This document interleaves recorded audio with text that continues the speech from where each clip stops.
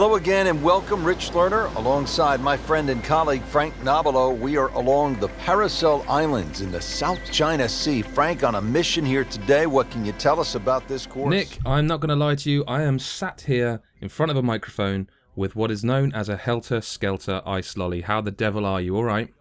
I'm not too bad myself. I'm sitting here with a nice glass of Glengarry Founders Reserve whiskey. Well, do you know, that seems oddly, and he said inappropriate, but it actually seems very appropriate because, you know, I want to be watching the cricket, and, you know, when you're sat watching the cricket, you might have a classy pint of lager. I don't drink lager, but just go with me. You know, a pint of lager, maybe a nice lolly, but you're being classy, and you've got a gentleman's drink. You've got a nice glass of whiskey, which can only mean you've been playing, or at least video version of... In fact, no, bugger it. Do you play golf? Have you ever played golf in real life? I've played pitch and putt at a holiday camp, but that's about it as far as I go. Is pitch and putt the same as crazy golf? No, pitch and putt is that silly little variant where you got like mini golf courses and you just got to chip it to the green, then putt out. Fair enough. Everything's realistically a par 3 or par 2, but...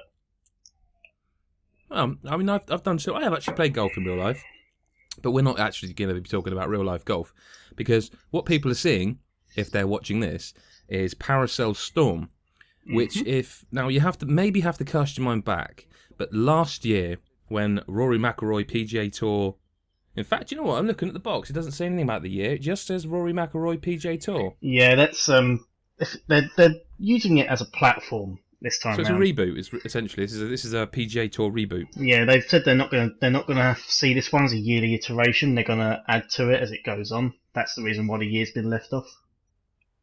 Right, so they're not going to release a Rory McIlroy PGA Tour 17, sorry. I wouldn't put money on that.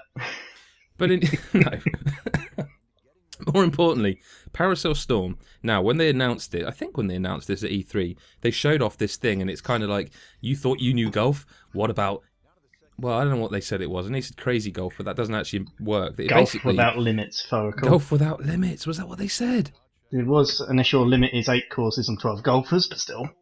Sorry. Yeah. Minor thing No, there. it's fine. But Parasel Storm, people are seeing, is basically I guess, custom-designed course of 18 holes for this new PGA Tour game, but it's Battlefield themed. Yeah. And we thought we'd talk about this mostly because we're going to talk about the game, and, you know, by the time people see this, you'll probably be either able to read or soon able to read Nick's review of the game. But Parasel Storm is kind of, I think, a bit hidden away, to be honest with you, in this game. Well, it's hidden behind play now. Then you select the course, and it doesn't really make it obvious what it is straight away. There's a scrolling menu at the start. Actually, there's a scrolling tile that it scrolls across, and no matter what you do, you can't click on it. Which is particularly strange because that's kind of what you can, the opposite of what you can do in FIFA or any EA Sports game. Like it's kind of a concession they've made. They get that there's like a shitload of menus and stuff in their games because there's a fairly high amount of content. So it's a concession that we've only got 4 or 6 boxes you can check, and because it's a stylistic thing, here by flicking on the right stick, you can select stuff, but that's just not here. It's really weird. No, there's a certain disconnect between a lot of EA Sports titles these days. They're all by different people. Isn't the golf by Tiburon or something like that? Tiburon, yeah. Tiburon, I'm not sure how you pronounce it, actually. Not sure how you pronounce a lot of things, but... It's running on Frostbite 3, apparently. Well... The box rather. Well, I've never played Battlefield, so I don't know how Battlefield stands up graphically, but if it's running on Frostbite, they need to have a look at how Frostbite operates, because it doesn't seem to be suited for a golf game. It's not an ugly game. No. But I must admit, I skipped last year. The PGA, well, they were Tiger Woods games. The Tiger Woods games have always been pretty impressive because, I mean, you're not rendering an awful lot. There's not a lot of random stuff. You're not going to be like in a Battlefield game where a building's going to come down. You're not going to have that randomized aspect. It really is. Yeah, it's again not ugly game. I mean, people are watching it; they can see it's fine. It's fine. I mean, there's some really weird stuff, like when you first boot the game and there's like texture popping on the screen behind the menus, which is really weird. Yeah, doesn't happen so much when you're actually in active play. It's in the menu sections where it tends to happen most often. We should be real clear and say that, like, it's not in the actual game. It's fine. Yeah, It's there's none of absolutely. that, but that's what makes it kind of so weird, isn't it? Yeah, it seems to be in its lowest points where there's so little stress on the engine. No idea what's causing that whatsoever. Never know. You might find it patched out, as a lot of stuff is these days. Well, I don't know about you, but I've already had a patch. Yeah, because I'm playing the Xbox One version. You're on There the was an PS4. update. There was an update right A from the big one, start. yeah. Yeah. I honestly can't remember the size. I left it to install while my wife was watching some of her rubbish TV programs. Well, it was big on Xbox One. Let's put it that way. I won't. It was 5 gig. No, sorry, it was 3 gig. I was quite surprised. What do you make of this Battlefield stuff then? Because they kind of not jettisoned it, but by the time the next E3 came around, not only was it forgotten, like it's not been something that I mean, you don't see a lot of PGA Tour marketing, generally speaking, but it may as well not exist until you get the game and boot it up. I'm in quite a few minds about it. I mean, it's a nice diversion, and they sold it on the fact that oh my god, this great big ship's coming in, it's crashing into the golf course. That happens once And in not 18 not holes. not properly. And also, while you're on the subject of the 18 holes, they're all par threes, They are, every single one of them, and which that's which odd. which sort of links into my pitch and putt comment earlier. Blimey, hang on. What you're saying, shit, mind blown. What you're saying is that Battlefield, the Parasel Storm course, is Rory McIlroy's PGA pitch and putt It's Battleship's course. pitch and putt. Do you like it? Do you like the Battlefield thing, or does it? Because I mean, I played it and I was like, this is fine, and then I realised every course was a par three, and playing as Rory, maybe I'm defeating the object, but every time it's kind of like just pull back, hit forward, and you'll land near enough. You know, it's hard to not get par.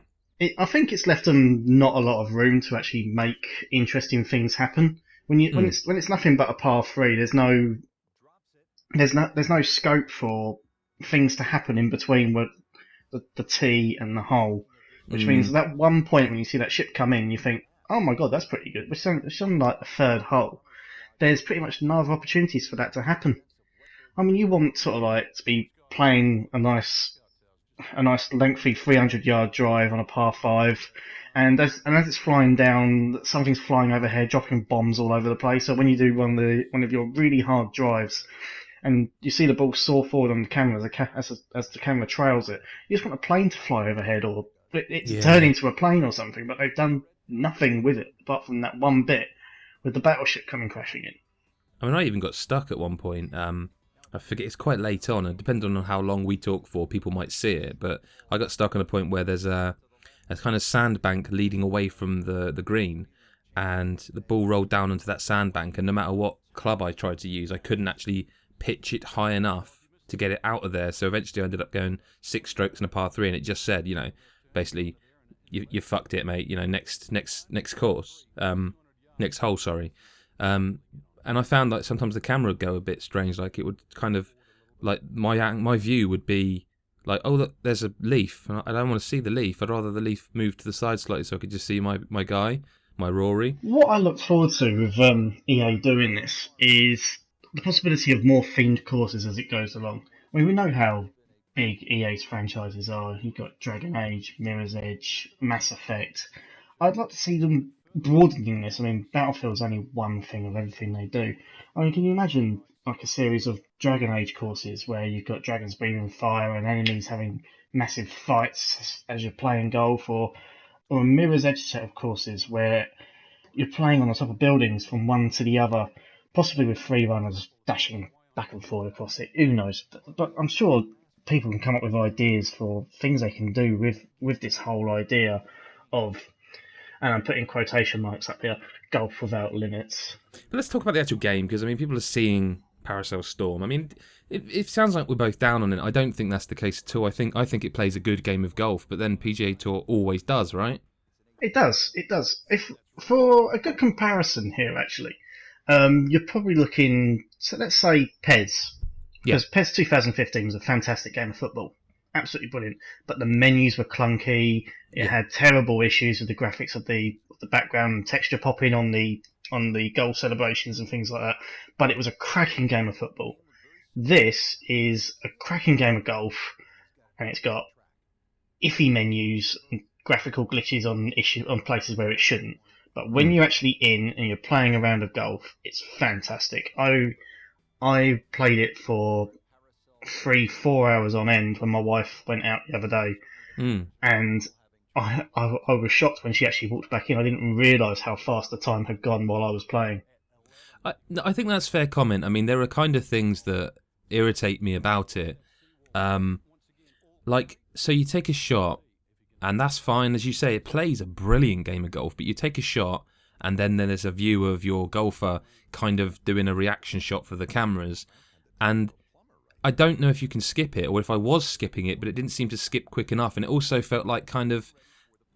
I don't know who you're trying to fake out here. Like, I know this isn't real. It looks fine, but I know this isn't real. I don't give a shit about my golfer's reaction. Just let me take the next shot.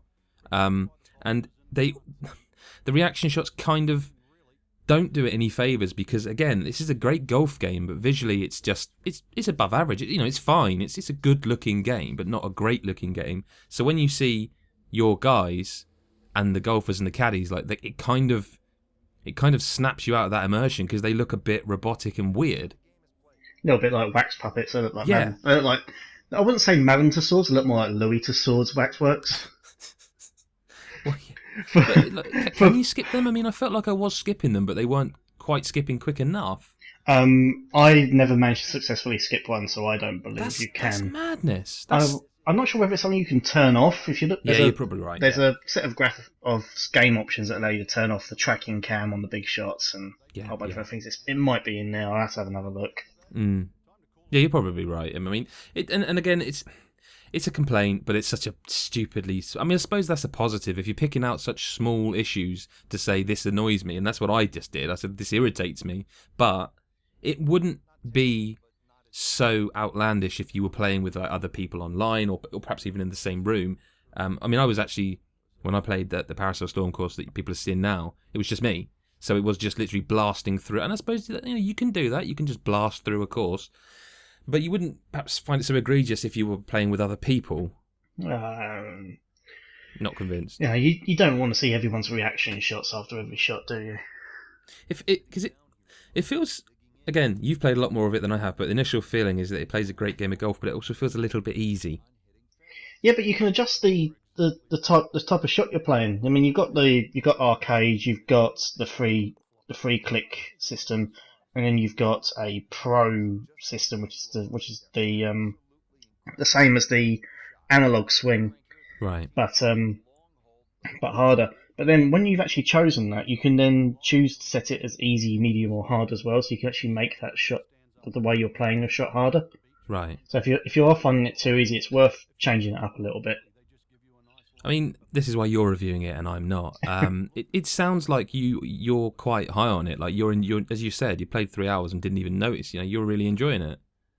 It has issues. I mean, obviously I'll go into more detail in my review. I mean, but Splatoon's got issues as well. But we all know we all know how I feel about that. But yeah. I like to liken this as the Splatoon of golf games. But it's got issues. It's definitely enjoyable, but it has issues. Fair enough. I can't really say too much more than that. No, I mean, you can go and read your thoughts, and generally speaking, like you say, it's a really strong golf game with issues. That's probably enough, I would say. I think people are seeing it. They can hear what you thought, and as we say, always go to godisageek.com for more. Nick, where can people find you on the Twitter? They can find me at NikeG1. Okay, and I'm at GBSF, and of course at God is a Geek. Make sure you subscribe, and if you've seen this video anywhere else, go to youtube.com/GodIsAGeek so you can hit that subscribe button, assuming you like it. And if you don't, tell us about it anyway, because we really do quite enjoy that. So pop a little comment in there, call us what you like, or be positive. Whatever, it's fine. Positivity's fine as well, isn't it, Nick? We don't mind either. I don't mind some positivity. I also don't mind a little bit of hate, whichever comes my way. Yeah, whichever helps people sleep at night. And with that, we thank you very much for watching. And Nick, we'll see you in the next one, mate, won't we? Yeah, you would indeed. Take care. Bye-bye. Bye for now. Beautiful approach shot. Shouldn't be a problem here, but not a formality either. That's a birdie for McIlroy. He's just so explosive.